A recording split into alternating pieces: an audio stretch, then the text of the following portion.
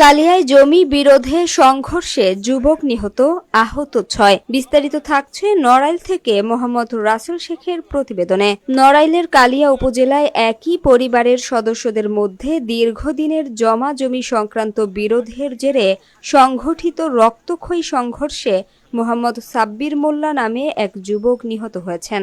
এ ঘটনায় উভয় পক্ষের অন্তত ৭ জন আহত হয়েছেন। তাদের মধ্যে কয়েকজনের অবস্থা আশঙ্কাজনক। সোমবার সকাল 8:30টার দিকে উপজেলার কলাবাড়িয়া ইউনিয়নের বোয়ালেরচর পাড়া এলাকায় এ সংঘর্ষের ঘটনা ঘটে।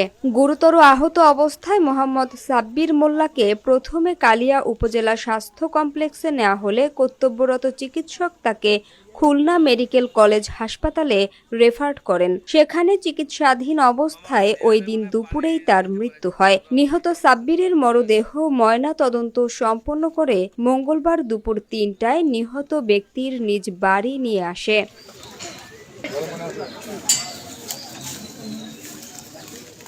সংঘর্ষে নিহতদের পিতা তৌহিদুল ইসলামও গুরুতর আহত হন। তাকে সংকটাপন্ন অবস্থায় উন্নত চিকিৎসার জন্য ঢাকায় পাঠানো হয়েছে। স্থানীয় ও প্রত্যক্ষদর্শী সূত্রে জানা যায়, জমা জমি সংক্রান্ত বিরোধকে কেন্দ্র করে সাব্বিরের সঙ্গে তার চাচা রুহুল মোল্লা ও চাচাতো ভাই নাদের ও নাহিদ সহ অন্যান্য স্বজনদের কথা কাটাকাটি হয়। এক পর্যায়ে উত্তেজনা ছড়িয়ে পড়ে এবং তা ভয়াবহ সংঘর্ষে রূপ নেয়।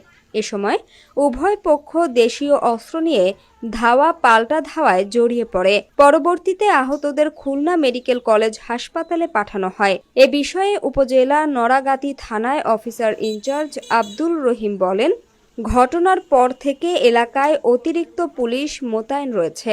এ ঘটনায় মামলা দায়েরের প্রস্তুতি চলছে এবং জড়িতদের গ্রেফতারে অভিযান অব্যাহত রয়েছে।